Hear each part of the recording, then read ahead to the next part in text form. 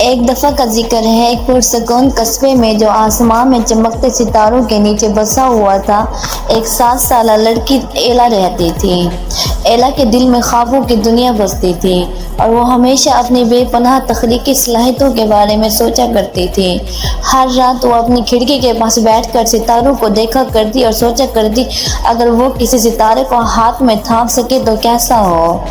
ایلا کے خیالوں کی دنیا میں ستارے جادوئی ہوتے تھے جو خوشی اور مسرت لانے کی طاقت رکھتے تھے۔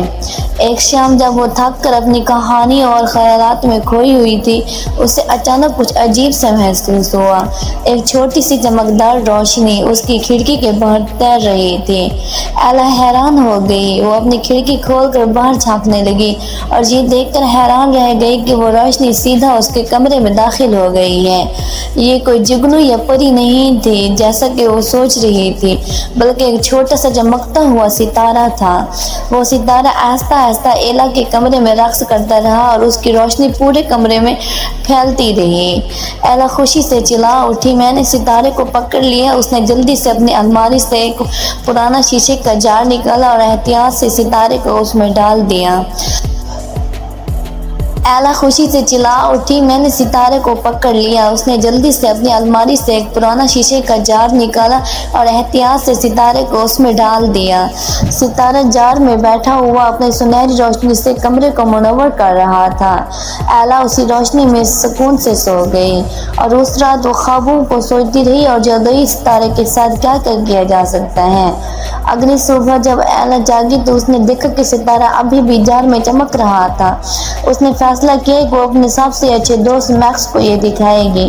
جب ایلا میکس سے پارک میں ملی، اس نے ستارہ دکھایا تو میکس حیرت زدہ ہو کر بولا، کیا یہ واقعی ایک ستارہ ہے؟ ہاں، ایلا نے فخر سے کہا، میں نے کل رات اس کو پکڑا ہے، مجھے لگتا ہے یہ جادوئی ہے۔ دونوں دوست سارا دن ستارے کے ساتھ کھیلتے رہے اور اس کا جادو جاننے کی کوشش کرتے رہے۔ وہ ستارے سے خواہشیں مانگتے، اس سے مدد کی درخواست کرتے اور اس کے لیے گانا گاتے، لیکن کوئی خاص تبدیلی نظر نہیں آئی۔ ستارہ بس چپ چاپ جار میں چمکتا رہا۔ رات کو جب ایلا دوبارہ اپنے کمرے میں کھڑکی کے پاس بیٹھی تو اس نے ستارے کی طرف دیکھا اور سوچا، شاید اس کا جادو خواہشیں پوری کرنے یا کرتب دکھانے میں نہیں ہے، شاید اس کا مطلب کچھ اور ہے۔ اس نے آہستہ سے کہا، کیا تم تنہا ہو؟ ستارے نے ٹمٹماتے ہوئے جیسے اس کی بات کا جواب دیا۔ اسی لمحے ایلا کو احساس ہوا کہ اسے کیا کرنا ہے۔ تم جار میں قید ہونے کے لیے نہیں ہو، بلکہ تمہاری جگہ آسمان میں دوسرے ستاروں کے ساتھ ہے۔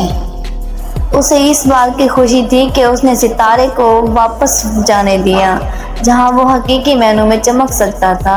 اس رات کے بعد جب بھی ایلا ستارے کو دیکھتی، اسے معلوم تھا کہ اس کا چھوٹا سا ستارہ اوپر آسمان میں کہیں ناچ رہا ہے اور اپنی روشنی سے دنیا کو منور کر رہا ہے۔ اخلاقی سبق: سچی مہربانی اس بات میں ہے کہ دوسروں کو ان کی اصل جگہ پر چمکنے دیا جائے اور ان کی خوشی کو سمجھا جائے۔ شکریہ۔